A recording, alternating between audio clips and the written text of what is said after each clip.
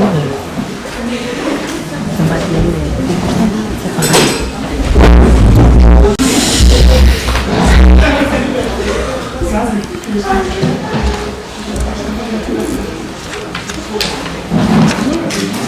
ez daukago, ez da?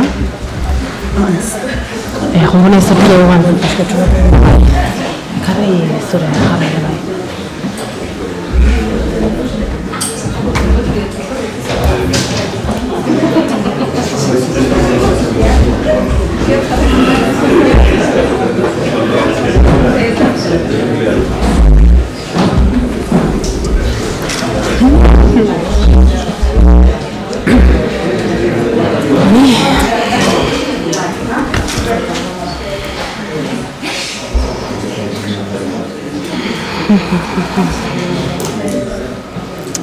Bueno, hasiko gara igual, ez da?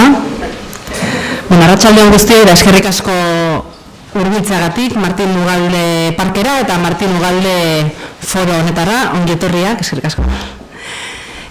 Gaur Euskal Estatugintza feministari buruz hitz egingo dugu eta gurekin izango dugu Jule Goikoetxea Meltxaka Andrea. Bueno, Juleren kurrikuluma oso zabala da, saiatuko naiz pixka bat laburtzen ahal den neurrian. Bueno, Donostian jaioa da, Jule Goikoetxea, 1981 okerrez banago. Gaur egun Donosti eta Bilbo artean bizi den arren.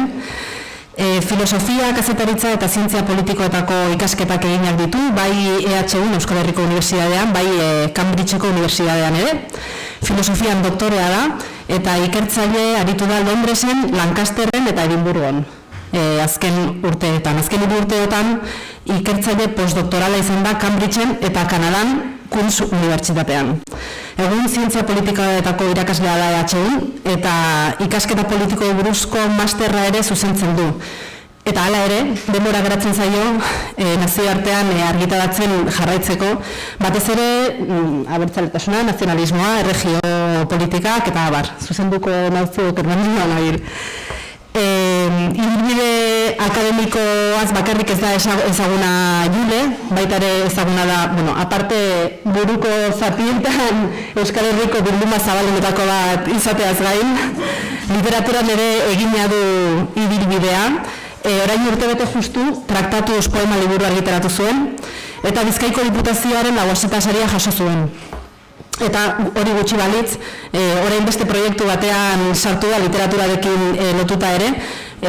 Danele Sarriogarteren erraiak novelarekin, novelaren esarte batzuk uztartuta, egin dute Erraktuz izeneko errezitaldia, eta Katxali Minerrekin batera horari dira Euskal Herriari bira ematen. Bueno, beraz, gaur Euskal Estatugintza feminista izango dugu izpide, hitzaldiak 40 minutu inguru irango ditu, eta gero galderetarako tartea izango da, eta oraintxe bertan zua da hitza Jule. Kaixo, zute zait? Bai?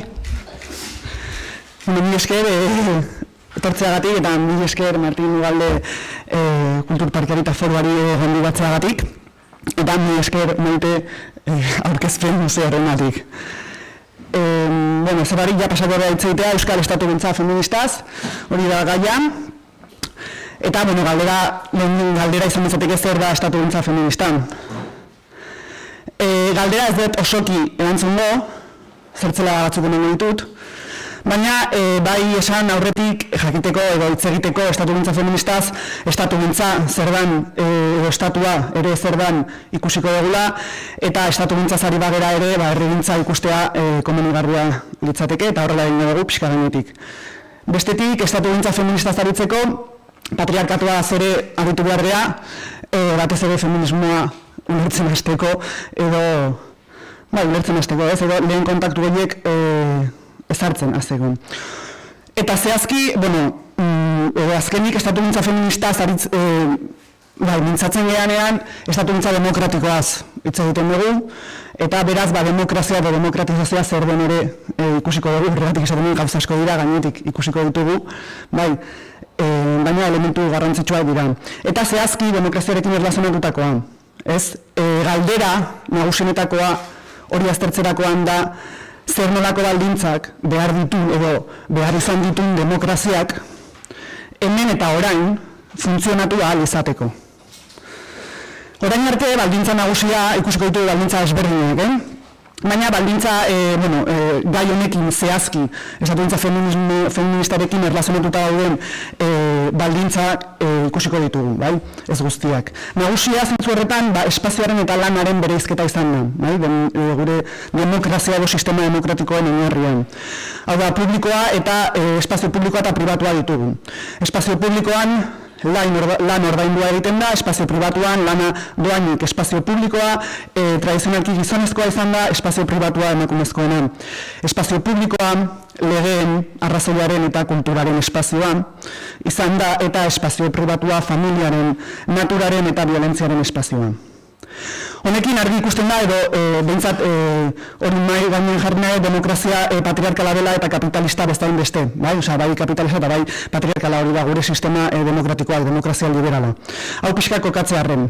Eta zentzu horretan azpimarratu nahetena demokrazia honen baldintza, lehen galderarekin erlazionatuta dela horregatik patriarkatua eta kapitalismoan ez gara sartuko, lehen gau jorratu zenuten, eta orduan patriarkatuan sartuko gara. Baina hori jarraitzeko eta demokrazia zaritzeko espazio publikoa zer den berriz ere jakin beharko da. Ze askotan espazio publikoa zitze egiten dugu, jakin gara oso ondo zer den, barni. Eta espazio publikoa zaritzeko espazio pribatua zer den. Bai, hor, noski horrek familiaren inguruko hausnarketa sakon bat eskatzen du, egingo ez duguna, ez? Baina, bai, galdera batzuk botan egin ditut, ez? Zer da familia, hau da, hausnarketa guzti honetan, estatu gintzaren hausnarketan sartu beharreko galderak.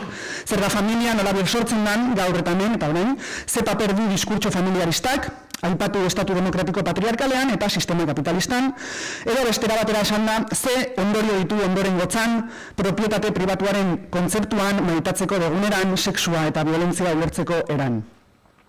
Ez dago dena ikusiko, baina hor botatzen ditut. Estatu gintzaz, demokraziaz eta feminismoaz ari garenean, botereaz ari gera. Horregatik, estatu gintza feministaz mintzatzeko jakin beharko dugu ere, hortik hasiko gea geure sistema demokratikoetan boterea nola bir sortzen den zehazki. Zergatik, estatu gintza feministak boterea eskuratzen nahi duelako, botere zirkuitoetan sartzea alegia. Eta horretarako botere zirkuitoak, boterearen bir sortze mekanismoak identifikatu behar dira. Behin jakinda nola bir sortzen den boterea, gure sistema demokratiko patriarkalean orduan posible izango da guztion artean hurrengo galdera erantzutea, dela zer nolako botereek ezaugarrituko duten euskal estatu feminista, edo nolakoa izango da zehazki estatu gintza feminista hori. Orduan, esan bezala da, sarrera moduko bat denetan ez dugu sakonduko, baina hor daude elementu almai ganoen. Ikusiko den legun lehenik demokrazia, hau da, nola bersortzen diran botereak sistema demokratikoan. Eta horretarako demokratizazioa. Nik demokraziaz normalan ez dut egiten, hitz egiten dut demokratizazioaz, prozesu moduan, demokraziarik ez dago, prozesu bada, eremu batzuk historian zehar demokratizatzen dira, beste batzuk desdemokratizatzen dira, eta orduan beti sartzen dut kontzeptu hau dinamikoa, demokratizazioarena. Orduan, zer litzateke horrela, gainetik, eukitzeko hau instrumentala da. Demokratizazioa zer da? Bueno, definizioetako bat izan daiteke instituzionalizazio prozesu bada, zeinak diferentzia eta berdintasun batzuk eta ez beste batzuk sortu eta sortzen dituen era zehatz batean eta beti herria gobernak eta prozesuan barneratuz. Badakit luzea dela, Baina, esan nahi, hor gero bueltatuko gea definizio honetara. Baina hor azpimarratu hor instituzionalizazio prozesu badala, ikusiko dugu zertan datzan orain, pixka gainetik, eta helburua dala berdintasun hori lortzea eta herria gobernatze prozesuan sartzea, autogobernua, demokrazia, demosaren kerrazia hori. Orduan, hor, adibidez, euskal demokratizazio bat egon dadin, esan ze baldintza beharko lituzke. Gainetik, hau oso teorikoa da, mez jungo detaiotara, inolaz ere. Alde batetikan zer behar da, instituzionalizazio prozesu badenez, Euskal Estatu erakundeen ahalmen politikoa nahitaezkoa, eta ahalmen hori gaina nahikoa izan behar du, erakunde honak ez diren, hau da, herritarrek sortzen ditugun erlazioak eta sortzen dugun aberastasun hori kontrolatu ahal izateko, zergak eta abar. Ahalmena, erakundeen ahalmen politiko hori alde batetik behar da, demokrazia bat egoteko edo demokratizazio prozesu bat egoteko. Beraz, kontrola daukagu ere gero bueltatuko gea, erakunde batzuk beren herritargoa kontrolatu ezaketenak, hasteko esan bezala, bidez zergak jasotzeko. Bigarrenik, Euskal eragileen gaitasuna edo esango genuke gizarte mobilizazioa. Zertarako, hain zuzen ere, eskakizunak artikulatzeko. Hori da, bigarren baldintza. Eta hirugarren baldintza da, estatu erakundeen, euskal estatu erakundeen, ahalmena eskakizun horiek gobernaketa prozesuan sartzeko eta gauzatzeko. Eta, klaro, eskakizunak gauzatzeko, bai demokrazia zuzenaz edo ordezkaritzaz, hortan sartu gabe, ahalmena eduki beharrezu eskakizunak gauzatzeko. Demokraziak beraz, erakunde publikoen bidez, sortzen du boterea, hori da zimarratu nahi dutena. Beste elementuekin izan ditu, zimarratu nahi dutena da, demokraziak erakunde publikoen bidez sortzen duela boterean, hau da, formakuntza sistema publikoaren bidez, eskola, unibertsitate, gradu profesionalak, batetik, edabideak, sindikatuak, enpresari elkarteak, osasun sistema publikoaren bidez, alderdiak eta nola familia heteropatriarkalaren sustapenaren bidez. Hauek izango lirateke botere zirkuitoak, demokraziaren botere zirkuitoak, eta zer gertatzen da botere mekanismoekin. Botere mekanismoak izango lirateke disiplina, vigilantzia eta kontrol jarraitua. Horiek dira mekanismoak. Herria gobernatze prozesuan sartzeko, gainera. Hori zizun nahi du, demokratizazioak gizarte disiplinarioa eta segurtasunezkoa edo kontrolezkoa ekarri duela.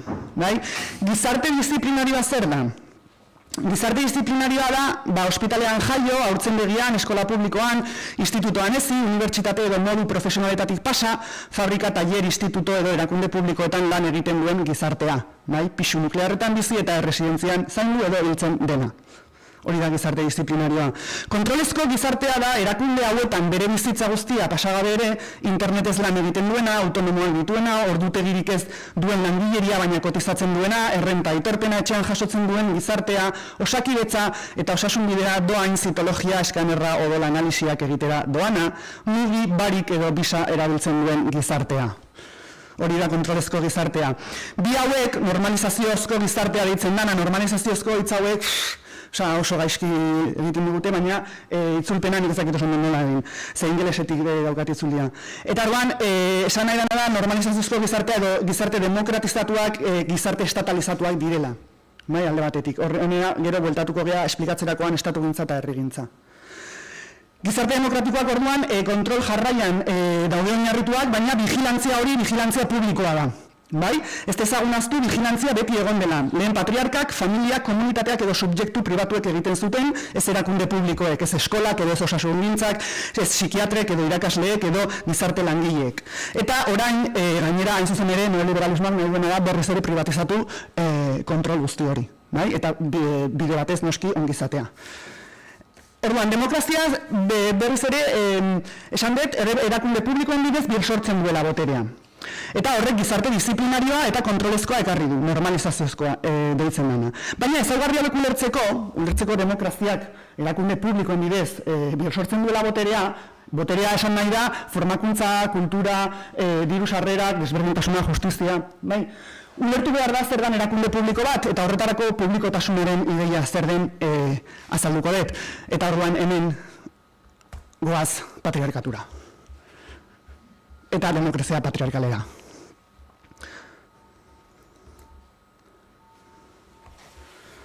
Bale. Hemen ikusten duzutena da, askotan beti iramaten den ni kuadro hau, itzaldietara ze oso bisualki oso ondo ulertzen da patriarkatuaren oinarrizko ideia. Hemen jarri dut egungo geure sistema filosofikoa, politikoa, ekonomikoa, diferentzia kontzeptual hauetan oinarritzen da.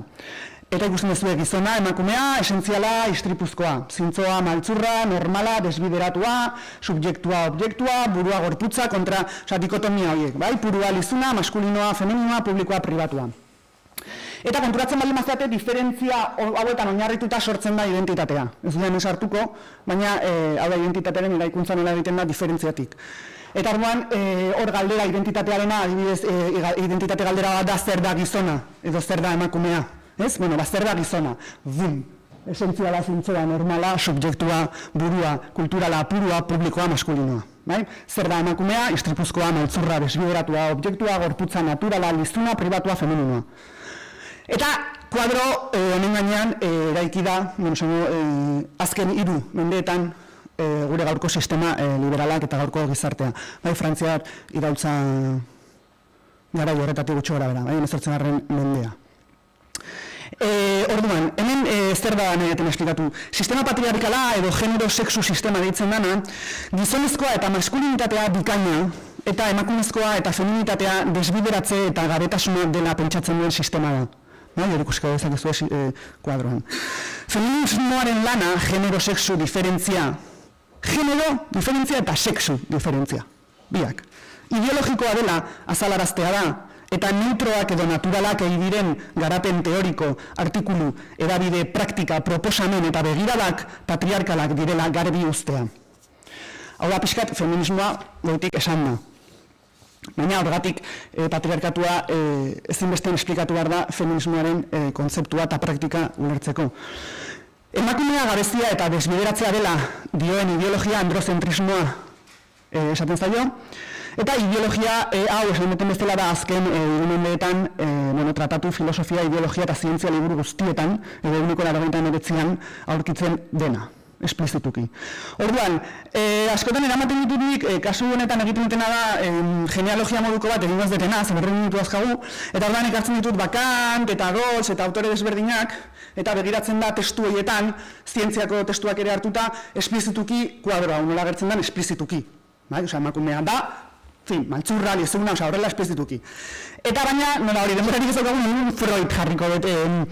Adibide bezala, normalan jende guztiak ezagutzen du, edo zer badaki, Freudi buruz, edo bentsa psikoanaliziari buruz. Orduan, psikoanalizian, esaten da, gizon eta emakume, psikoanaliziaren esartuko lakanismoan, da Freud. Freud da oinarria jartzen dituena gero psikoanalizian Lakanek garatuko du eta bai deszentratuko duela pixkat Freuden ideia eta sartuko daia diskurtsoan, bai? Baina gaur egun oraindik eskola freudianoa hor dirau. Bai? Gizon eta emakumeen maila etikoa dio Freudek. Maila etikoa eta morala ez da berdina. Zergatik, supernia, dakizute Freudek azkala supernia, nia eta zera. Eta hori zaten du superni freudianoa lege sozialak eta kodigo etikoak irudikatzen dituena da, bai? Da arauena, osea, aitaren figura hori. Bai? Eta orduan, supernia hau oso ahula da emakumeengan eta irmoak izanengan. Supernia kastrazioari zaion beldurragatik sortzen delako Freuden arabera. Orduan hor esplikatzen duen laumeharrak legeak barneratzen dituen aitak bere arrebarekin egin duena ez egiteko, bai, alegiak kastratu, ez? Eta orduan beldur hori dela eta pertaera moral eta etiko eredugarriak eta legeak betearazten ditu. UMM-aren kasuan nola ez dion kastrazioari beldurra ze kastratua dago, gaude, horregatik ez diegu lege sozialei beldurrik ez ditugu barneratzen eta beraz emakumea ez da, ez gera, gizaki etiko fidagarriak. Sik. Orduan, pentsamendu androzentrikoaren kontzeptu artikulatzaileak, hau dira, kontzeptu artikulatzaileak, bil sortzen dituzte denek. Ez eta gizabanakoan pentsatzen dutenean, gizonezkoen pentsatzen da. Hau da, izaki publikoaren gan. Gizona, gizaki ona, da euskeraz, ez?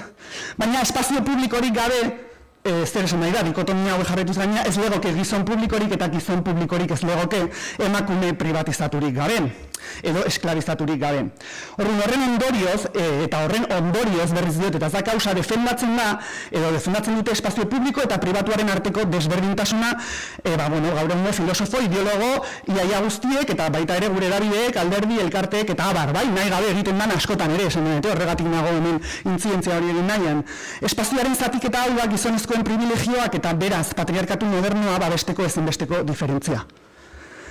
Eremu publikoaren eraketa posible izan da hainbat izaki eta erlazio kanporatuak izan direlako mekanismo horren bidez. Emakumezkoen kanporaketa egikaritu da berdintasunetik eta askatasunetik. Zez, pribatua publiko posible egiten duen baldintza da, azken finean, hori ikusten duguna, bai? Gizona posible egiten duena emakumea da, emakumearen figura esan nahi da, bai? Erekitako figura hori. Orduan, espazio publikoa emakumezkoen, hau da, diferenteen bazterketan oinarritua izan da, oinarritu eraiki da, eta horregatik gure gizartean gizonezkoen arazoak, arazo sozialak dira, arazo publikoak, guztion arazoak, unibertsalak, esentzialak eta emakumezkoen arazoak, emakumezkoenak. Partikularrak, baliorik gabekoak, pribatuak, sektorialak. Emakumearen esklusioan oinarritzen den eremu publikoa, eremu pribatuaren bidez sortzen da. Emakumeak populazio osoaren ez erreprodukzioa baizik eta produkzioa espazio pribatu horretan egiten delako. Hori da definizioz espazio pribatua, horrela definitzen dira. eta gainera espazio pribatu horretan humanitatearen produkzioa egin du musutruk. Bai, ordutegirik gabe, soldatarik gabe eta eskubiderik gabe, hori baita espazio pribatua. Legerik eta berdintasunik ez dagon espazioa, ze espazio publikoa definitu zen, ja 1700 jasita definitzen zen espazio hori bezala nun eskubideak eta berdinen espazioa dan eta nun legeak gobernatzen duen esango genuke, bai? Eta espazio pribatuan ez du legeak gobernatzen, orain dela oso gutxi arte hemen ere, eta leku askotan, eta sartu, horregatik esaten dut espazioen zea hori hor dago. Hainbat feministek esan izan duten moduan, gizonezkoen eremuak balioz betetakoak dira gaur eta hemen, eta ez ekintza batzuek balioa handia dutelako, baizik eta gizonezkoek egiten dutena balioa hartzen duelako. Eta hori oso garrantzitsua da, ez nestea hor kontzeptuak, eta beti jartzen dut baskulinari zenterren adibidea. Orduan, zentzu honetan, Peitmanek kontratu soziala sostengatzen duen benetako kontratua, kontratu sexuala dela dio. Kontratu soziala gizonezkoen arteko kontratua da, eta ez dago kontratu sozialik, kontratu sexualik gabe. Zer da kontratu sexuala? Emakumezkoak gizonen menpe dauden gauzak dira. Gizon bakoitzak gizon izateko emakume bat izan behar du menpeko. Baina hau da gorrela Rousseau, hau ez da nik, ez da metafora bat, hau da Rousseau. Hori da ilustrazioaren eta pentsamendu liberalaren oinarrian, hori da gure Rousseau eta estatu batuak senatua, gaur nien dago. Hori da ilustrazioaren eta pentsamendu liberalaren oinarria eta beraz gure zientzia, gure ezagutza, gure begiratzeko modua, eta noski gure estatuen eta gure legeen oinarria. Bai, horregatik da emakume publikoa puta. Emakumezkoak erditzen, ekoizten eta ezten dute humanitatea doan, eta hori da horregatik izaten duen sistema guztionen oinarri ezkutua. Eta horregatik funtzionatzen du kapitalismoak funtzionatzen duen moduan eta demokrazia funtzionatzen duen moduan. Era honetan emakumezkoa subalternoa bilakatzen zaigu, beti egongo baita gizon pobrea, beti esaten dugu hau, baina gizon aberatsaren subalterno gisa, baina gizon pobreak beti duko du emakume pobrea bere subalterno gisa. Hala ere esan, identitate subalterno hori ez dela eratortzen, emakume izate hori ez dela eratortzen esentzia bat dagoelako emakume egiten gaituena, baizik eta elitetik eta boteretik edo botere hegemonikotik egoteak egoera horrek eraikitzen du emakumea, eraikitako figura da. Ez dago ezer emakumeen artean esentzialki berdinak egiten gaituenak edo dituenak ez da ere gizonezkoen artean. Subalternoak zentzu horretan bere borrokan, ez da sartuko da Gramsciren kontzeptu bat, beren borroka eta oposizioaren bidez subalterno kokagunetik ateratzen joan dira historian zehar, eta horrek zer eragiten du subalterno berrien sorketa. Zentzu horretan bere bizikoa da hau ulertzea komunitatearen eta demokraziaren funtzionamendua ikusteko. Ze horregatik egin dut atal bat berezia, ze ideia hau azpimarratu nahi dut, komunitatearena eta violentziarena. Ezinbestekoa dana niretzako behintzat estatugintza oroar ulertzeko, estatugintza demokratikoa ulertzeko, eta bai euskal demokratizazioa eta bai estatugintza feminista oroar. Komunitate ororen eraketak violentzia dakar eta ekidinezina da, aman komuna edo komuna ditzen dugun hori sortzeko integrazioaren bidez egiten delako, kontua da nola, egin hori beste kontua da. Ez baina integrazioaren bidez egiten da, batetik integrazioa, esklusioa dakar, subalternoak integratzen duan enean berriak sortuko direlako, historian zehar, baina hori da errepaso historiko bat egin, eta bestetik komunitaterik ez legokeelako diferentziarik egongo ez balitz zentzu horretan euskaldun eta frantsesen edo alemanen eta espainolen artean, eta diferentzia ardatzorrek ondorio asko dauzka. Bai eskolan, bai gero kurrikulumak egiterakoan, bai nazio mailako estandarrak edo irizpide estandarrak zehazterakoan. Komunitatearen eraketa eta antolakuntza helburu duen sistema oro, demokrazia barne esklusioa eta kanporaketa behar du, ze gu bat osatzeko haiek bat behar da. Lehen esan duguna, identitaterik ez dago diferentzia horietan, diferentzia batzutan zehazten ez da lima da, bai? Orduan hori da, ez, identitateak diferentzia dakar, diferentzian oinarritzen da onerako eta txarrerako kontua da, nork ezartzen dituen diferentzia eta identitate horiek. Orduan, demosa hor, demokraziaren subjetua eta objetua izango litzatekena, demos hori berdinen herria da, suposatzen da, eta demokrazia berdinen gobernua, baina biztanle guztiak ez dira berdinak. Guztiak ez dira gu, hori da gakoa. Pobreak eta beratxak daude, bertakoak eta etorkinak, gizonak eta emakumeak, umeak eta zarrak. Umeak, por cierto, bozkatzen ez dutenak. Nortzuk dira berdinak eta nortzuk diferenteak, bai? Hori da kontua, eta ze garaietan, eta nor da gu eta nor da haiek. Horregatik uste dut galdera, edo gakoa dela, ze diferentzia, hau da, aztertzerakoan eta jartzerakoan estatugintza feministaz, mintzatzean, ze diferentzia sustatuko dira eta zeintzuk neutralizatuko dira euskal estatugintza feminista deitu dugun prozesuan. Zenolako diferentzia dira, jolastuko dugu eraketa horrekin, ez? Edo neutralizazio horrekin. Demos orok uzten du kanpo beti zerbait edo norbait, helburua orduan esklusio mekanismoak, horregatik esan botere mekanismoak, esklusio mekanismoak identifikatu eta kontrolatzea da, alik eta esklusio murritzena edo eragingarriena egiteko, alik eta violentzia txikienarekin. Baina, violentzia ez du estatuak ekarri. Hori da, bigarren ideia eta honetan, violentzia estatua azaldu baino lehenago zegoen, eta desagutzen denean hor jarraituko du. Violentzia komunitatea sortzeko baldintza bada, familia bezala. Ze violentzia motak ematen dira gure sistema demokratikoan, hori da aztertu beharko litzatekena, eta diagnostiko zehatza egin.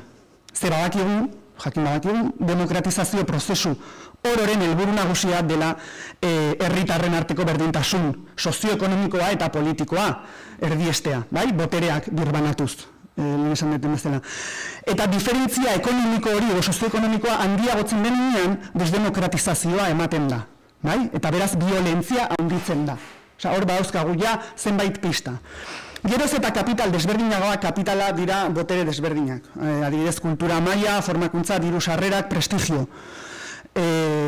Eta hori da, geroz eta diru sarrera desberdinagoak, diferentzia geroz eta handiagoa, kultura, formakuntza zentzu orokorrean, handiagoa, orduan eta prestigio desberdintasun handiagoa dago ere klase sozioekonomikoen artean, baina baita ere genero-sexu diferentzia horien artean, eta atzerritar eta bertakoen artean. Orduan, eta desdemokratizazio sakonagoa esan nahi da. Eta horregatik, desdemokratizazio geroz eta sakonagoa, orduan eta patriarkatua geroz eta indartsuagoa. Eta horregatik, artikulu batzutan esan izan dut, azkenean demokrazia eta feminismoa eskutik doazela zentzu horretan. Violentziaren analisi guzti hau egin da. Hori bai, demokrazia ez da herrigintza, besterik, gabe, eta demosgintza ez da soilik naziogintza. Eta hau da hurrengo atala, dala herrigintza eta estatugintza. Nola nijo, enboraz? Azkar? Txelorekin konpatita nahi du abetzen egiten da azkarrago.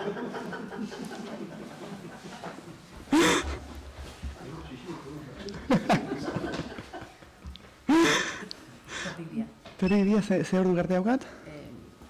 Noten gutxi hola. Osondo. Herrintza eta estatugintza, sistema demokratikotako gizarteak esan dugu estatalizatuak direla, estatalizatuak. Bai, lehen egin dugu kontrolaz eta disiplinaz eta erakunde publikoetaz. Orduan, hau, konkretuki gaina artikulu batean jorratu nuen berrian egiteratutakoa. Estatua ez da justizia sistema aldundiak edo polizia bakarrik, ez horresaten zen epaiak, gurasoek, kazetariek, irakasleek, etxeko andrek, laburbilduz herritarrek ez urmenitzen dutela estatua. Eta orduan hor, azaltzen zenela herrigintza eta garren mendean, ez dina oinarritu estatuaren kontrako praktika bat izatera ezin da mugatu. Baizik eta edozein kasutan estatua demokratizatzeko praktika multzoa izan behar duela. Nioen hor.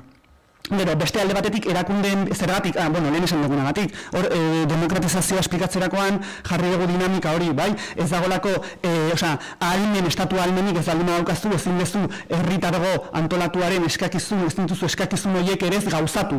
Erakunde moduan, estatu moduan, ez aldima daukazu, ez aldima daukazu airez, dirurik ez aldima daukazu ezakit, ezpiegiturak, eskola publikoa, karreterak eta abar. Estatu aparatuen gune organiko eta produktiboa, beraz, emakumeek, gurasoek, mugimendu sozialek eta erabideek taxutzen dute. Orduan, hor, esaten duen askotan zailtasunak sortzen ditula, estatu aparatu modernurik gabe, ikustea, estatu aparatu modernurik gabe litzatekela gizarte zibilik, familia nuklearrik, ez sindikaturik existituko, ez da garraio, eskola edo justizia sistema publikorik. Eta nioen gaixo jartzen geranean, sendatzeko behar diren medikuak eta erizainak, zein eskaner berriak asmatuko dituzten ingeniariak, eraikinak egingo dituzten arkitektak, eta ospitalea garbituko duten eta gaixoei bazkaria egingo dieten lagileen multzoa langileak ez litzateke existituko guzti hori estatu aparatu modernurik gabe. Orduan, estatugintza esaten zan hor gizartean sakabanatuak dauden mikropraktika pila bat direla. Eta horregatik estatugintza eta herrigintzaren arteko zatiketak ez duela zenbait eremuetan inolako esanairik edo ez behintzat orain arte aplikatzen genituen esanai horiek, herria estatalizatua dagoelako eta bestetik estatugintza herritarrek egiten dutelako. Eta hori oso garrantzitsua da estatugintza feministaren kontzepturako, ze da alde batetik jarrera bat eta konturatzea estatugintza herritarrek egiten legoula. Eta hori ez ikustea, ez du esan nahi, estatugintza egitea, ekiditen dezunik estatugintza egitea, orduan ez hobeto identifikatzearena, ez identifikatzearena baino. Zentzu horretan, Euskal Estatu erakundeen ahalmen politikoa, ondorio juridiko eta politiko oso garrantzitsua ditu, eta orduan galdera da nola erabili erakunde horiek, estatugintza feminista horretanako. Eta esaten zen, artikulu horretan jakiteko zergatik batzuek duten ongizate gehiago, normalean gizon txuria beratxek, eta zergatik dauzkaten beste batzutan formakuntza gutxiago, adibidez emakume etorkinek, formakuntza ulertuta gure ikuspuntutik, edo zergatik esaten zen espainolagoa da lurralde bat, edo frantsesagoa, edo euskaldunagoa, ezin bestekoa da aipatutako botere horien, aipatu botere desberdin kapital desberdin horien eratze, metaketa eta birsortzen moduak azaltzea. Eta horretarako ezinbestekoa da Euskal Estatu erakundea hauen implikazio material eta simbolikoak aztertu eta erabiltzea Euskal feminismoaren aldetik. Eta hor, gehiago sakonduko, japasako geha azken atalera. Dala estatugintza feministaren erronkak.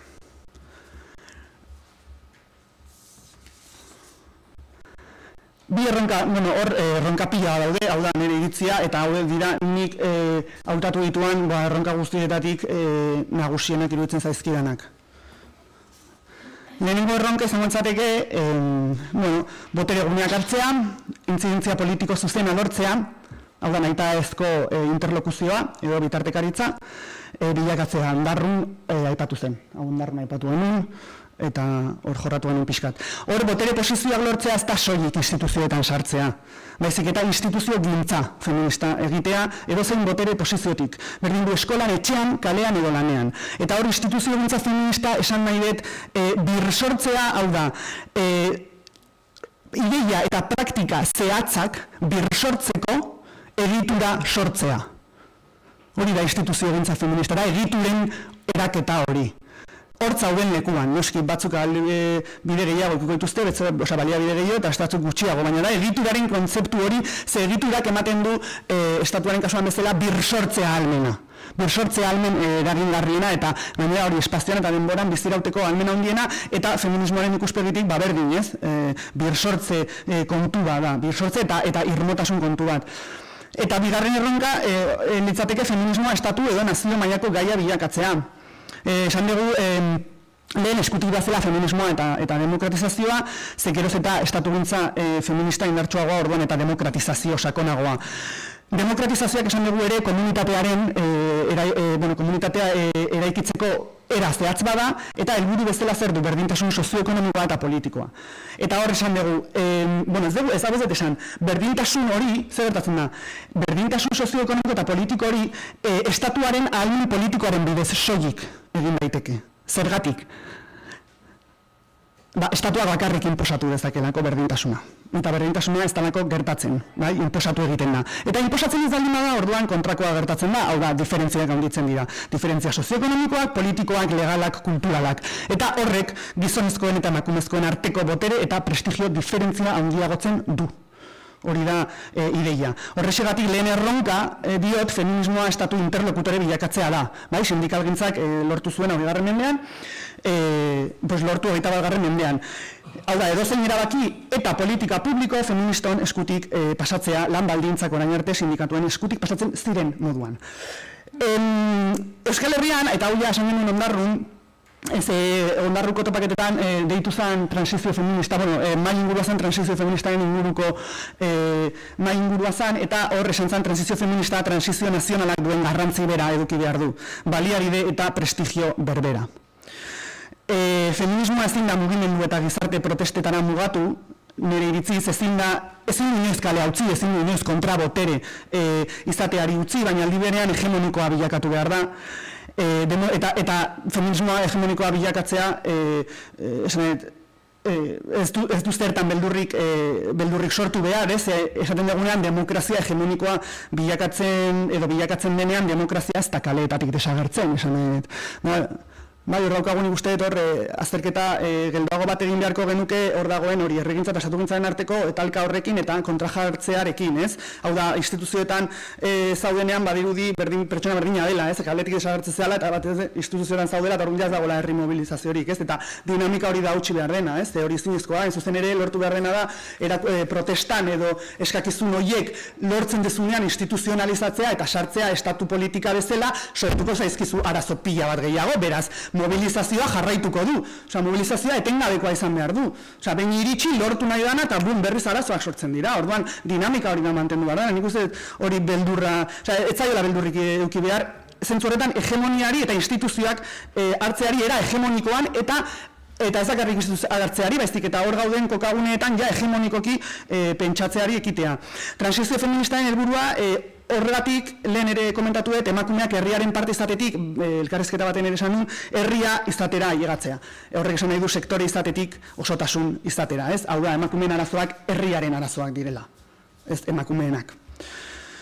Hori da estatuntza egitea. Bueno, orduan, estatua hor, lehen ez naiz gelditu honetan, baina estatua da sistema demokratikoetan errealitatea bersortzeko ahalmen gorena duena. Ahalmen gorena duena beti alderatuta, bai beti nerekin edo familia batekin edo enpresa batekin alderatuta.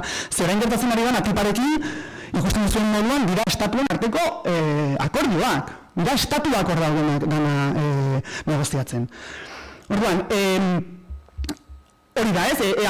Ikaragarria duela beste edozein elkarterekin konparatuta estatuak. Eta orduan hori da euskal estatu feminista baten bila joatearen arrazoia, bai, errealitate politikoa sortu nahi degula, eta hori lortzeko dauden baliabide eta erakundeak nahi ditugula. Eta bukatze aldera, momentu honetan, nik uste bai dimentxo kontzeptualean eta bai dimentxo praktikoan proposamen berriak eta eraldatzaileak planteatzen dituen ideologia eta gizarte mugimendu integratzaileena feminismoa dela. Orduan, hor, guztia besan eta gero, labur, aldeten zehatzena, bueno, zehatza ez da. Labur esan da. Labur esan da, pare bat paragrafo dira, baina estatu gintza feminista. Feministek estatuaren, familiaren eta merkatuaren hori dira hiru ardatzak. Estatua, familia, merkatua dira hiru ardatzak diagnostikoa eta errealitate hau niretzako kontrolatzeko. Estatua, politika, familia, gizartea, merkatua, ekonomiaren ardatz moduan. Orduan, estatua, familiaren, merkatuaren funtzionamendua, artikulazioa eta horien definizioa eraldatu eta zehaztea da estatugintza feminista. Adibidez, esan dugu askotan, lana ez da orain arte ulertu dena izango, ez? Lan oro, enplegu izango den edo enplegu oro desagertuko den galdetzea da adibidez estatugintza feminista egiteko jarrera hartzea. Soldata ez dela banatuko gizon eta emakume izatearen arabera edo etxeko andrek erabakiko dutela, zenbat kobratuko duten bankariek eta katedralunek kobratuko badute, gazteek erabakiko dutela erregimen fiskala edo denek kotizatuko dutela berdin edo inork ez duela kotizatuko. Erabaki horiek hartzea da pausuz pausu estatugintza feminista egitea. Orain merkatua dagoen lekuan zaintza izeneko oinarrizko giza praktika egongo da edo hori erabakitzea. Zaintza egiten dutenek soilik kobratuko dutela, adibidez, edo lurzorua publikoa izango dela, etxebizitzak ez direla salduko eta ez dutela familia nuklearrak bizitzeko balioko, adibidez. Nola antolatuko dugu espazioa, privilegioa eta prestigioa gure lurraldean, nola jasoko dugu dirua zergak, nori zerri eta nola, gartzela bai edo ez, zer egingo da aberatsekin eta bankariekin, zer finantza sistema ezarriko da, zer izango da produkzioa eta zer erreprodukzioa.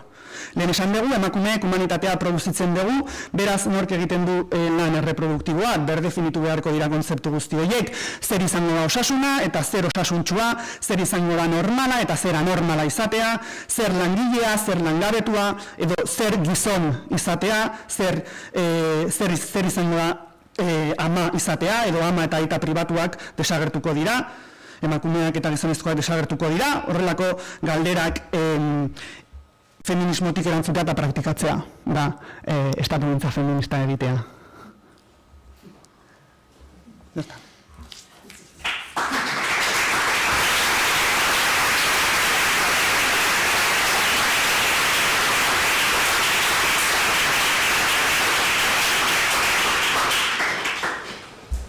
Bueno, aquí está, hacemos.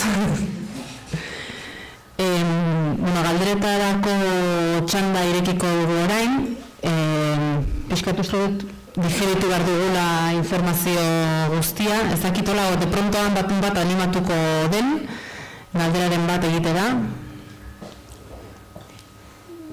Beste lanik baditut pare bat, Pixkatazteko, pentsatzen joaten zareten bitartean, nik galdera erraz bat, galdetu nahi nizun Julen, nondikan jaiotzen da Euskal estatugintza feministaren inguruko ideia hau, ez? Justu ondarru aipatu duzu bat baino gehiagotan, eta ondarrun abenduan izan ziren emakume abertzaleen topaketak, eta han egon zen bai inguru oso zabal bat estatugintza feministari buruz, Euskal estatugintza feministari buruz, edo trantsizio feminista, eta mai inguru hartan gero galderen txandan bate komentatu zuen, eski duela urte bete nork esango zigun demonago ginela eztabaidatzen estatugintza feministari buruz. Orduan, pixkat mundikan dator sukarra hau, derrepentean agenda feministan kokatu izana, eta hor, zer ikusirik aldaukan, inguru urbilean, edo ezen urbilean ditugun bezalako prozesu subiranistekin, edo Eskozia, Katalunia, eta han ere, Katalunian adibidez, estatugintza eta ari dira ikuspegi feminista batetik sortzen eta pentsatzen. Hori lehena. Eta gero ja besteak. Bagia esan, guzti hau, nik dakidala dela, hau hasten da, lehen urtean, UEUko ikastaro bat, niri printzipioz proposatu zidaten Galfarsoro, Lariagak eta Güemesek UEUko ikastaro bat antolatzea, eta hauek badakizute jorratzen dutela Galfarsorok eta kultura aniztasuna, ez? Eta hor Güemes zegoen feminismotik, eta orduan proposatu zidaten, zeo zer pentsatu estatua eta feminismoarekin eta Euskal Herriarekin.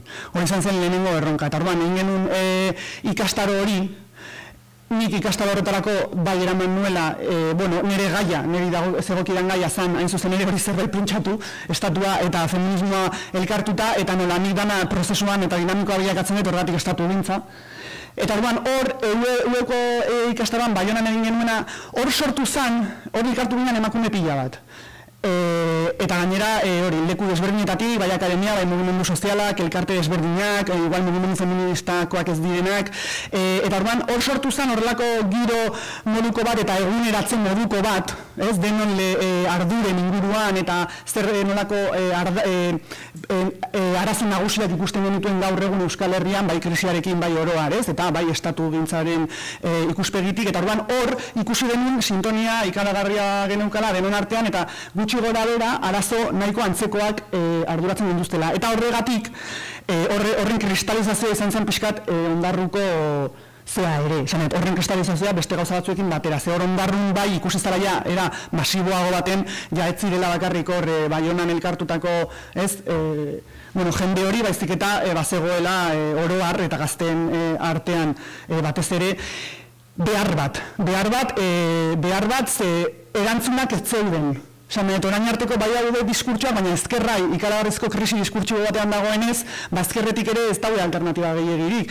Eta orduan, nola feminismotik bai datozen proposamen nahiko niretzako aberasgarriak, aberasgarrienak, gaur egun adibidez akademian, ez? Bazan pixkan nola uztartu mugimendu sozialen artean eta akademian artean Euskal Herriko panoraman eta beraz estatugintza prozesu batetan, hau da, independentzia prozesu batetan, emantzipazio prozesu batetan, nola uztartu guztia eta nola egin hortikan proposamen berriak. Eta orduan hortikan sortzen da estatugintza feministaren hau da, ja ez da herrigintza, besterik gabe, herrigintza badago, ja ez da estatugintza besterik gabe, da estatugintza feminista, ez? Eta orduan nik uste hor, pixkanaka denon artean gaudela zu horri, ez aizia ematen eta pixka bai, eta gero erlazionatuta Eskoziako eta Kataluniako prozesuekin horregia da ez nahiko paraleloa izan da, pixkat atzetik goazelako baina zentzu horretan, prozesu independentistan zentzu horretan, baina gainera era desberdinetan jorratzen ari dira Eskozian, batez ere radikal independentzekoek, Manchesterren eta hor kokatua daudenak, nola ditzen da emakume hau, Cat Boy. igual da serie bat, ezakit. Eta hauek bai jorratzen ari direla asko pobreziaren, independentziaren eta feminismoaren arteko uztarketa. Eta proposamen berriak, nola lotu, independentzia ongizatearekin eta ongizatea feminismoarekin, hau da, demokraziaren ere berkontzeptualizazio bat. Baina hori, gehiago mugimenduetatik. Hor, sakonki horrein dikan, teorikoki ez da gehiagi jorratu, baina jorratzen ari dira askozian. Eta gero, Katalunian badago hor feministas per la independencia, eta nire ikuspegia da, hauek daudela proposamen berria baino pixkat bultzatzen eta hor jartzen pixkat beti alarma gorria esan ez, feminismoa kontutan hartuta, ze beraiek egiten dutena da batez ere jorratu hainbat dazkaten lau edo bost gai ardatz bezala, direnak hori eskubideak demokraziaren kalitatea eta pare bat gehiago, eta hor egiten dutena hori demokrazia parte hartzailea jorratu, gaur egun denok ezagutzen ditugun gaur ere hemen esperientzia eta esperimentu asko daude demokrazia parte hartzailearekin, pixkat guzti hori jaso, eta horri, hor sartu pixkat violentzia matxistarena, guzti hori, ez? Ez eraldaketa, ez dute esan esatu dintza feminista, baina bai da demokrazia zentzuertan feminista, ez erabiltzen duten hitza. Eta orduan hori, zen da pixka paraleloa, baina nik uste beharrak denak haude Europan eta krisia, edo krisiaren faktore asko aman komuna dira guztientzako, eta demokrazia patriarkala ere guztiok bizi dugu, kapitalismoa ere, orduan hor daude hori ez aman komunean gauza pila, berez. Eta gaina berriak, esan ez orain, ari da pixkat, uztartu ganean akademiatik datozen proposamen feminista berri guztiak, krisi guztionekin, ez? Krisi sozial eta politiko eta ekonomikoarekin.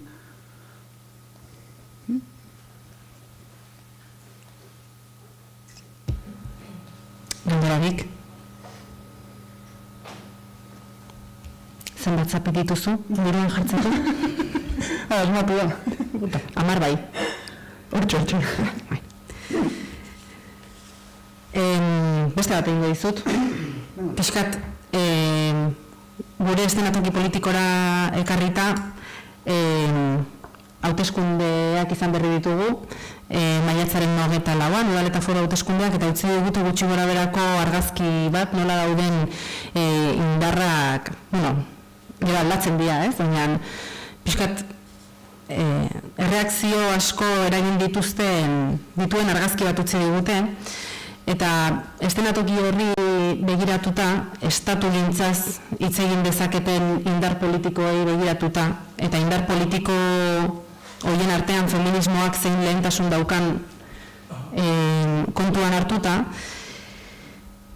nahi nizu galeto bere ikusten duzun egiaz, nosa kritikoa aldagoen estatu gintza feministari buruz hitz egiteko, edo prozesu bat sostengatzeko.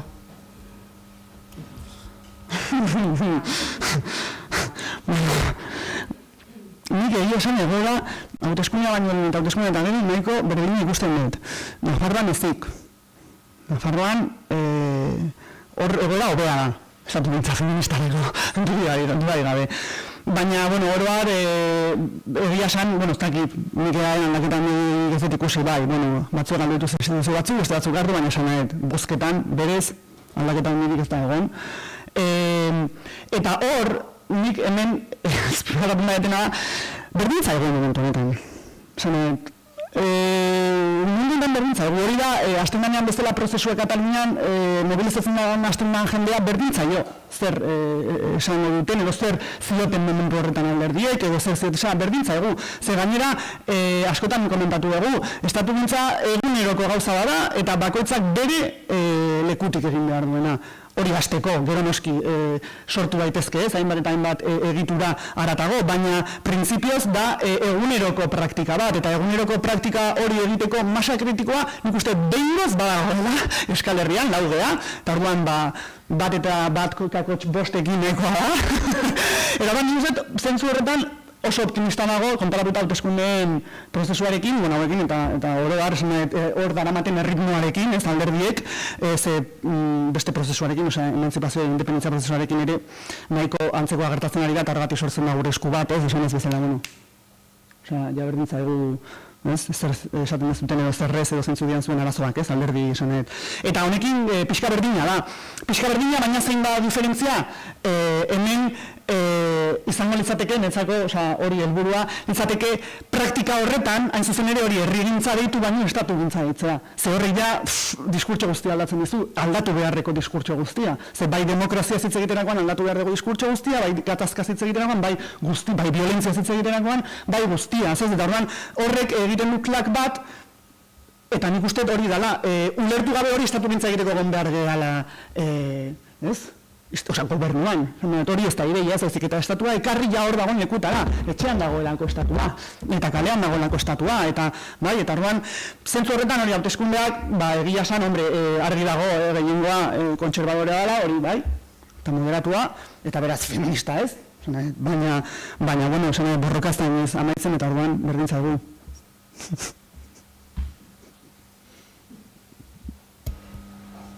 Orduan prozesu bat da, ez da? Prozesua. Inoiz amaituko ez dena, noiz baita amaituko da, estatugintza feminista? Ez da inoiz amaitzen, demokrazia inoiz amaitzen ez den moduan. Bueno, nire ikuspuntutik esan behar lehen, violentzia da komunitatearen parte bat, komunitateak violentzia sortzen du, komunitatea beti existutuko dira, desagertzen ez duan arte, eta beraz hor beti ongo da gatazka, beti ongo da borroka, beti ongo da lako violentzia. Hori niretzako ekin ez dira humanitatean, orduan hori kontuan hartuta, horregatik enfokatu behar niretzako desberdin, demokraziaren kontzeptua, inkluso demokraziaren kontzeptua teorizatu dute liberalek. Daukagu, gaur egun erabiltzen dugu kontzeptua da, mila zazpilun da piko dugu nago kontzeptua. Ez que ez da posible. Pasadan guztiarekin hori mendean, nazismo hor daukagu, parlamentarismoa pikutara juntzan, eta jarraitzen dugu, erritura zahar guztiekin, diskurtso zahar guztiekin, eta eraldatu ordez ez, sartzen digutaren postmodernitatea, eta likidoak eralatazak ez, inberrana da, nik uste, berbentsatu, erabiltzen ditugun kontzeptu horiek, eta ez hasi sortzen ez, eskorain balio berria daude, eta orain mugimendu berria daude, adibidez batzuk feminismoa kokatzen dute postmodernitatean, 90. hamarkadan ez barkatu, ez zaigu kasu putarik egin, azken 200 urteetan, baina existitzen ginen. Orduan, hori da, ez? Esatea batean orain agerretu dira 90. hamarkadan, postmodernitatean, interes pila bat, identitate berri pila, ez. Da zeuden, baina kasurik ez zenuten egiten. Eta hor zergatik pila daude, orduan etzako interesgarriagoa da, kontzeptu berriak sortu baino, erabiltzen ditugunak berriz berpentsatu. Ze esan dutena lehen ez, espazio publikoarena eta pribatuarena di, ez? Hori baldintzatzen gaitu guztiz, goitik bera. Eta horrek ez minor oso gutxi jartzen dute hori ezbaian. Ez? Zer da etxea, zer da guzti hori. Orduan, niretzako da lanketa da gehiago erabiltzen dugun hori, jakitea zertaz airean, erabiltzen dugunean hitzbar eta zer nahi dugun esan. Eta horregatik, estatugintzarena da ere askotan jarrera aldatzearena. Estatugintza feminista da jarrera aldatzearena. Egituraz aparte, egiturak eukitzean ez da, jarrera desberdin bat. Nun, zuk egiten bezun zure lekutikan, baina perspektiba makro batekin. Hori da estatugintzaren perspektiba, perspektiba makro batekin egiten duzu, ez? Eta orduan horren etzako, ja aldaketa ikaragarria dakar. Egitura gehiagirik izan da bere, jarrera horrek, hori izan daiteke, irautza txiki bat izan daiteke. Zorak ez baduzu hitz egiten nik jarraituko dute, badaukat jaria eta zerrenda.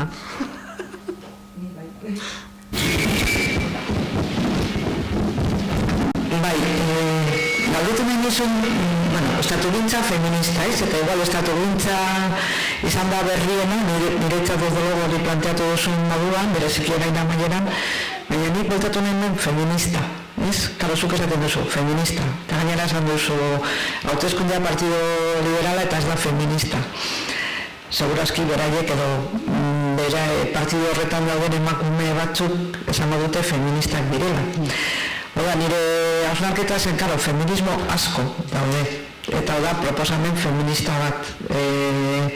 Hori ez, egoera zehatz batean, Euskal Herrian, eta ikuspegi eskertiar feminista, zubirautza ez dakizen. Baina feminismoaren proposamen bat. Atentzia baitu dit ere, esan duzula, Nafarroan ezberdin. Ezberdin emakume bat dagoelako, edo ezberdin feministak eragin handia duelako, ez? Esan nahi duen feminista, esan nahi duen nik ulertzen dut, zure proposamena feminista bat. Mauztu kokatu behar dela, horrek ez du esan nahi mugimendu feminista osoa hori defendatzen duenik, ez da feminista guztiek hori defendatzen zuenik. Ideia hori nahi nuen planteatu pizka. Bai, hori da, horrela da, ez? Eta ondarrun, bai egia da gehiengoak, bai ginela pixkat, subirautzaren aldekoak eta independentziaren aldekoak, garbi izateko, eta hor Euskal Herriko mugimendu feminista osoa ez da zerren independentista, ez? Orduan hor, iritzi desberdinak daude, eta noski hau da proposamen bat. Proposamen bat ez da feminismoaren proposamen bat, behar da izatera ailegatuko da, hau da feminismo konkretu baten proposamena, baizik eta da, hori da, intentzioa da, gehigarri, hau da, gehigarri kontzeptual bat bezala. Gehigarri kontzeptual eta funtzionatzeko, igual hori ikusiko da, proposamen bat gehiago. Eta jarrera aldaketa bat. Ez da horren beste doktrin esango genuke edo feminismo radikalekoa naiz, hor sartzen naiz, eta gehiengoa feminismo liberalekoa da, hori ere konstiente gea, gizartearen gehiengoa liberala dalako, baina hori da, ez da horren beste feminismo radikaletik egindakoa, egia da nire marko teoriko guztia hortik datorrela, estrukturalista da, baina hori proposamena da pixkat erlazionatuta independentzia prozesu horrekin, eta batez ere emakumezkoen empoderamendu batekin erlazionatuta egituraketarekin, ez? Osea, hori da, ez? Kontraboterearen analisi batetikan eratorritako proposamen bat. Zergatik, mugimendu feministan eman zan kezka hori, osea, ondarru manuelen eta zan pixkat, osea, ez daukagu, osea, nurik ekingo diogu, eta hori egia da, klaro, referentzia eta Euskal Herria dutenek, ja hor, helburu bat badagoela, dala estatu bat lortu. Eta horrek, klaro, hor bai jartzen da zatik eta nahiko, zurruna, Espainiako estatua daukaten entzako, estatua daukaten entzako, ze hor ja planteamendu guztia aldatzen zaizu, ez? Baina, bai, nik uste dut, ez da garri nik proposatzen dutela, gero hori jasoa izan da, hori oso ondo, ez? Eta nik uste dela behar hori badagoelako. Eta behar hori sentitu dutenak dira mugimendu feministako desberdinak elkarte batzuk, eta gero mugimendu feministatik kanpo dagoen jendea. Hori da nintzako berriena, ez? Ni kanpokoan ezen moduan. Hori izan da aldaketa, baina bai, feminismo asko daude eta guztia horregatik hitz egin barko da, interesa dutenen artean, feminismo desberdinen artean. Eta Nafarroarena ez esan ditu iranikoki, ez esan nahi nuen, badiurelako pixkat ezkertiarragoak edo horren eskumakoak ez direnak irabazti dutelako orogar, ez eta hori beti hona da feminismoaren zako, ikusiko dugu. Ea zer gertatzen den Nafarroan abortatzeko eskubidearekin adibidez. Abia puntu bat jartzearren, ez? Baina nela ere, Arantxak komentatu denetik tiraka pixkat nik ulertzen dudanagatik, eta zuk estatu gintza feminista ezekarri duzu bide horritik tiraka, bide horririk baldin badago, edo ezakit, zure ideia, estatu gintza feministaren ideia horrek ez ditu baztertzen Euskal Herrian sinisten ez duten edo independentzian sinisten ez duten feministak, ez? Hori da, ez dute. Ez du nolaztere baztertzen, baina bai egia da referentziak oso desberdina direla, eta orduan, horregat esan, eta hasi berriak era, proposamenekin gaude, ondarrun egin genuen, esan, eta hor gaude, oraindik ez dakigu ez, elkartzen ganean denak, eta ikusiko da hor zen olanko talkak egon daitezken, zentzu horretan ez, ja konkretuki, ze teorikoki, ez du zertan inolako arazorik sortu behar, ez, hasteko proposamena gaina da bakoitzak bere eremutik egin dezala egituraketa bat, ez, edo interlokuzio horren bila joatea, ez, eta hor bakoitza bere eremutik, berdin du hor zein daukazun referentzia zela da Espainia edo Frantzia edo Euskal Herria, ez da nadalakoa, ze hor bai dala oso eremu lokala. Kontua izango da gero, zabaltzen joan inean, zabaltzen baldin bada, zenelako talkak agertuko dira, egia da politika gintzan, ardatz hori ezin dela hor dago, ez? Nire itxo hori, eta oso garrantzitsua da momentu honetan, gainera, azken hamarkadetan eta momentu honetan ere, orduan, baina hori ikusiko da, hori hasteko nela proposamena da, bakoitzak bere eremutik, eta jarrera aldaketa. Nik hor, printzipioz ez dut arazorik ikusten horret izaten duen, ez hor feminismo ezberdin guztiak kokatu daitezke, igual diferentziaren feminismoa ez, baina diferentziaren feminismoan izango eskumakoa dira, baina erabatean, orduan. Existitzen da. Zatu batuetan eta Italian, pila bat. Euskal Herrian ja, diferentziaren feminismoa. Nik ez dut ezagutzen bat, edo bi. Badaude, ez? Batzuk egon dira, hiri gara, eta... Egia da, bai. Egia, zuk aipatu ez gaina askotan hori, amatasunaren, bai, nola sartzen ari den. Oinarrian diferentzia... Egia da. Ez baina egia da, eta hori kontutan hartzekoa da ere. Ez zabaltzen ari da egin handi batean. Bueno, eta hori errazia daukanik uste, eskumarako joera honetan, ez daukagun eskumarako joeratan oroar ez, nahi gabe esan nahi. Neoliberalismoaren diskurtsoarekin ere ez, hor eskumako ama askok diskurtso berbera daukate, esan nahi. Amatasunaren inguruan, eta bueno, fin. Amitzen.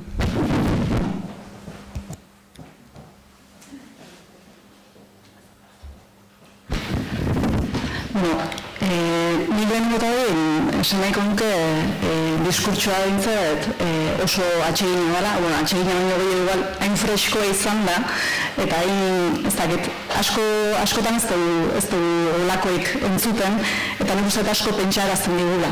Igual digestio luze xamarra behar izaten dugu, ez, testuak irakurtzen errexagoa da, edo, baina zentzu hortan nintzat eskertzen da freskotasun hori. Eta eskertzen da baita ere, batzutan ezezkoaren kutsu hori ere nik batzutan eskertzen dut. Zerari ez, bota dituzu ez, berdintasuna inposatu egiten da, edo identitatea diferentzian oinarritzen da, eta nik uste dut, bere testinguru guztian edo errex ulertu dezakegun gauza dela, baina askotan hitz egiteko edo gola hitz egiteko, ez, berdintasuna inposatu egiten da, ez dakit, hemendik kanpo hola esan ditekeen, ez da oso politikoki zuzen, ez? Baina zentzu hortan nintzat eskertzen dut freskotasun hori. Eta ni zalantza sortzen zaiteten gabe eta guantxe aipatu dezuen ardatz horietan, diferentzien ardatzean. Hau da, haiek eta gu eraikitze hortan. Nik ulertzen dut, ez? Hemendik egiten den proposamen hortan Euskal Estatugintza feministaz aiganez, ez? Feminismoan dauden korronte desberdinen arteko ez tabaila baten bidez edo abiatzen da, ez? Baina Euskal Herrian, ez, estatugintza eta herrigintzan ari diren, ez, beste mugimendu edo beste arlo batzuetan, ez, haiek eta gu ardatz horiek zehazteko zailtasunak ikusten dut. Eta zailtasun bat ere izan diteke definizioak, kontrol mekanismoak zeintzu duen, edo demokraziaren definizio horiek oso argi ez ditugulako, eta idea liberalismoak oso kutsatuta gaudelako, ez? Nola ikusten dazu, feminismotik aratago ere, gainerako ardatz horiek Euskal Herrian momentu honetan nola ikusten dituzu edo zer esan zenuke horren inguru? Ardatz esan ez dagoenez, beste mugimendu batzuekin feminismotik daudenak eta beste lehentasu batzuetan dituztenak. Bueno, horregatik, nik horregatik esaten dut beti bukaeran, hasieran zagun, feminismoa dela, niretzako, nik gaina akademiatik zare zentzu honetan, proposamen integratzaienak dauzkan ideologia momentu honetan. Zeren bere azterketa eta bere proposamena dira eta bere kritika da menperatze sistema orokorrari buruz. Orokorrari buruz, ja ez da sozioekonomikoa, ja ez da kapitala, ja ez da nola egiten den gain balioa, edo, ez parte babala produkzio guztiaren partea, ez diketa feminismoak hartzen du, nola produzitzen da humanitatea. Humanitatea, ez zuri, ze, klaro, horrek esaten gure demokraziaren ideia oso liberala bala, ze, hauek egin zuten, horiek gizon batzuk, idatzi zuten, eta orduan, beraiek hasten dira, barne, bere garaikoa dalako. Hasten dira kontatzen ja, emezortzuretik dituzten, etortik aurrera. Baina emezortzen dute arte, norbaitek produzitu dizuzuri. Eta orduan, sartzen dut kapitala, produkzioa, kapitala, ordu bat, gain balioa, zakize, baina zuri norbaitek produzitu dizu. Eta orduan, kontzeptu hori, sartzerakoan eta honen analizia egiterakoan feminismoak egiten du, hau da, nor produzitzen du humanitatea, eta nola, ez? Hori da oso integratzailea, hori da analisi orokor bat. Eta orduan proposamenak horregatik datoz ekofeminismotik, datoz ekonomiatik, ekologiatik, hainbat eta hainbat mugimenduetatik, berez. Egia da akademian uztartuta dagoela, gero hori herrialde zehatz batean baino, ez? Hor mugimenduek beren dinamika euskatelako. Baina akademikoki bai egia da oso transdisciplinarioa gala, feminismoa. Eta orduan hor oso integratzailea izan daitekela. Orduan hor zer egin nik hor mobilizatzea aldera edo persuasio hori edo jendea konbentzitzea aldera hori estrategia da, Katalunian egin dan bestea edo Eskozian edo hemen bere momentuan saiatu zana, hau da, independentzia erlazionatu da demokraziarekin eta ongizatearekin. berdina da, osea, feminismoa erlazionatu da demokraziarekin, da demokrazia feminista bat da, denon nahi duguna, hobeto bizin nahi badegu, zentzu horretan. Orduan, da pixkat diskurtsoiek erabili, ez unibertsalizatu nahi bada, ez, askok erabiltzen dute hitz hori, ez, euskeran ere erabiltzen da, ez, euskera unibertsala bilakatu, eta bueno, berdina. Nik ez dut erabiltzen, ez da bat ere gustatzen, unibertsalaren kontzeptua, baina izan bintzateke hor, feminismoa unibertsala bilakatu demokrazia den moduan, ez. Eta horregatik zaten feminismoa hegemonikoa. Hor kontraboterean egon bali mazera, igual zeo zer sortarazten dizu horrek, baina horregatik egin behar da salto hori, ez? Zaten kontraboteretik boterera perspektiba makroa mugimendu guztia sartzen dituena, ez? Sektorializazioari ere inandidatean muga jarri beharko zezkiolako. Bakoitza bere eskubideen alde borrokatzearen hau, postmodernitatea eta hori.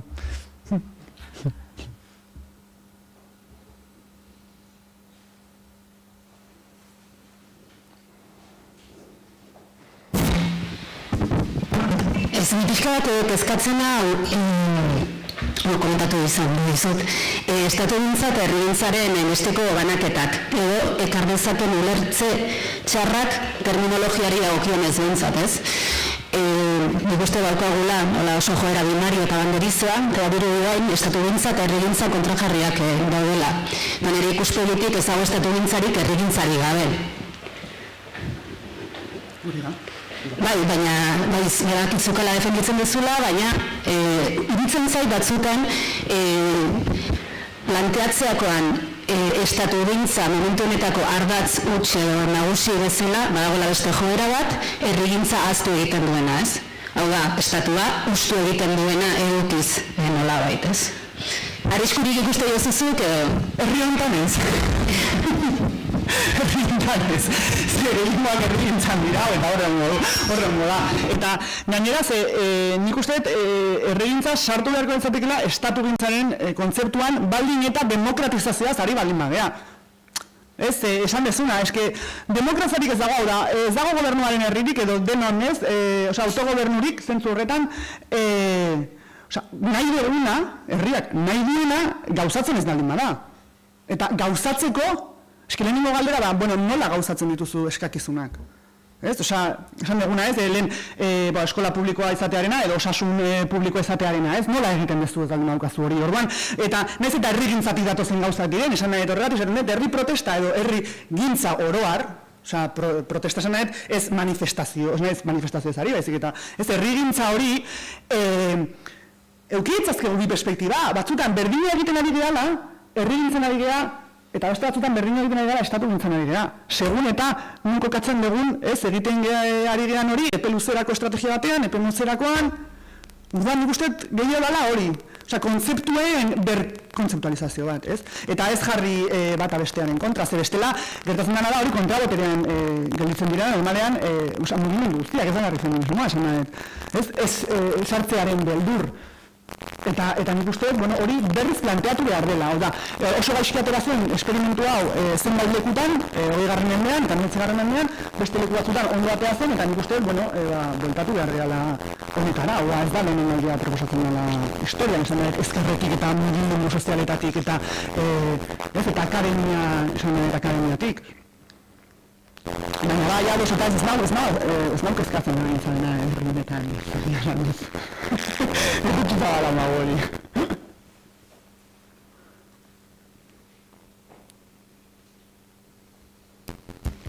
Ez da, beste handera bat. Uste dut, estatu gintza zitzen dugunean, igual hau ere Kataluniatik etorriko da, ez? Piskat, indar politikoetan berriro zentratu zarreta, ez? Katalunian prozesuak horrela jarretzen baldin badu, eta estatu katalan basotza baldin bada, eta zein indar politikak lideratuko duen prozesu hori, eta orduan estatu hori feminista izan da. Eta uste dut badela, benedina beti feminismeteko horrelako prozesu hori begiratzen zaionean, feminismoa berriro, beti bezala, belarra eredugarren tokian geratuko ote den. Izan ditu, ez da baidak ere bai, Euskal Herriera ekarrita, ez? Konozko Euskal Estatu bat hortzekotan, zer izango da estatua, edo zaira feminista gure egitura bat. Eta badago, bere hori ezakitzuzten ikusten duzu, edo sointza da, edo lehenengo estatua eta gero estatuaren pixkan inertzia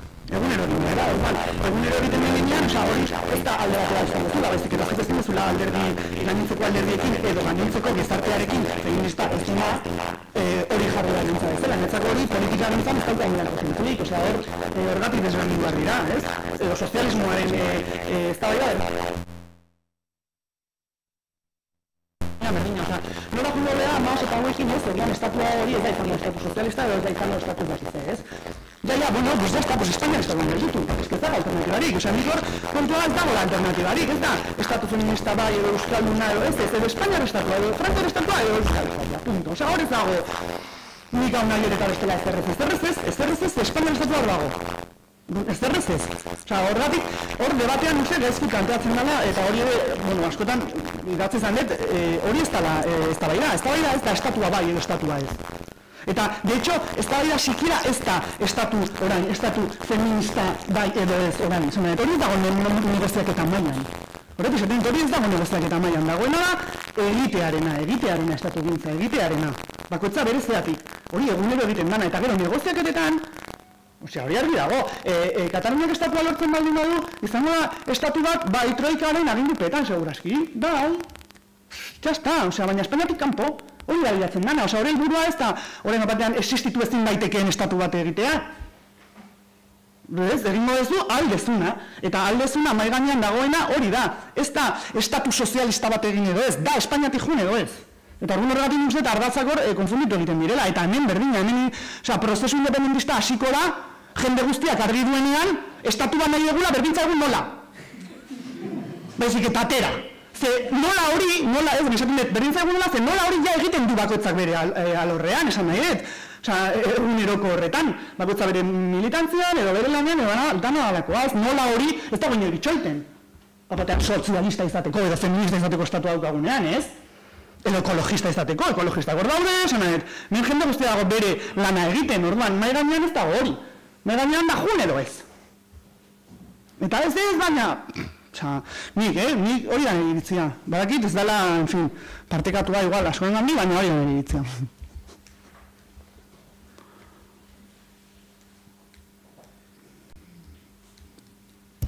Posible dizut trampa egin. Zeren askotan ez biot gai horren inguruan eta eztabaidatu izan dugu, hitz egin izan dugu, eta galdera trampa bat da, baina nahiko genuke euskal estatu bat abortatzeko eskubiderik gabe, edo nahiko genuke euskal estatu bat euskaraz biziko zitzatekena. Ez baina galderaiek ez dute ezer aportatzen analisi da, eta prozesu independentista da. Ez zuri izate ez duzen konfianza gaur. Baina egia da, nik zinuz hori da pentsatzen dutena. Galdera horiek, nintzako horretik hasi naiz ni galderekin, eta denbora guztian galdera egiten ari naiz. Nik uste galderekin arazoa dagoela.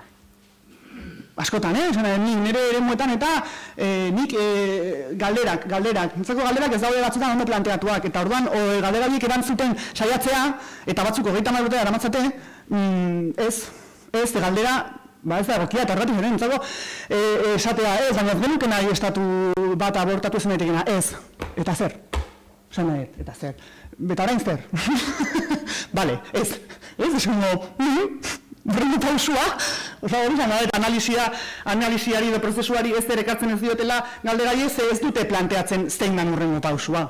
Eta gu behar duguna da zein da hurrengo pausua. Eta hurrengoa, eta ez... Estatu dukagunean, pues borroka jarraituko dugu, baina gutxiago izango geha, esan nahi. Orduan hori da kontua. Claro, horregatik izan net, borroka ez da maituko, baina gutxiago izango geha, hori da ulertu behar dena jendeak.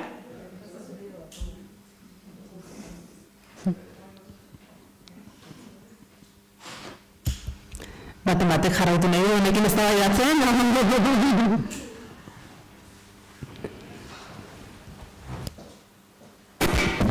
Zeren, aipatu zuen da ifarramoen kasuan, kulpa aurkeztu zen azkeneko hauteskundeetara Katalunian bi lemakin, bat ezen Països Catalans eta bestea sozialismo, ez? Eta Davidek esaten du, konversazio pribatuetan da, publikoetan esaten du, Katalunia ez da izango sozialista eta ez Països Catalans prozesu honetan, baina guk estatu bat nahi dugu, eta hori saiatuko gara izaten Països Catalans eta sozialista, beste kasu batzuetan eko autista euskalduna, feminista, eztabaidari garbi daugaz, Eskoziako prozesua ezin da ulertu baldu talente bizi gizarte eredu bat aldatzen den gero, ez Quebecen, ez Eskozian, jendea dihoa egituraren bila, eta gero bakoitzak irudikatuko du eta beteko du egitura hori nahi dituen edukiekin, eta gizarteak onartzen dizion edukiekin, ez borrokatzen dituen egin, batzuk oso ondo galdetuko dira hori behar egin, ez batzuk aldatuko dira, baina Fernandezek eskotan esaten du, ez Katalunia sozialistaren zai balen bago ez, dugu zautuko sokunan estatu bat, esatu dugu. Hori da, diskurtso hori da, kulpeko oso ardu daukat eta diskurtso gara da, ez? Gozantzeko da. Ez horretik, sobiranista, baina hori, Davidei ez zaio okurritu ere esatea hori sozialista edo den zer. Osa, bai, hori da. Eta oso argi esplikatzen du baina, berak, eta eskertzen da, oso pedagogikoa da. Hemen ere, esan ere Euskal Herrian izango denu.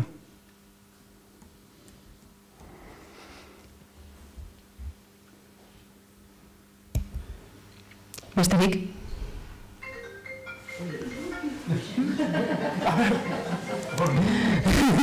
Alarma. Bueno, besterik egin dago, azken aukera, baten animatuko da. Eskerrak ematea, falta zaigu, Juleri, mila esker, hemen egoteagatik. Inosken zuen, itzalgizona garri emateagatik, eta gero zetorri behin guztia. Espero dugu beste noizbait hemen biltzeko aukera izango dugula, antzeko gaiekin, animatu proposatzen, eta eskerrik asko zuei ere etortzeagatik, eta horren arte, plazer bat.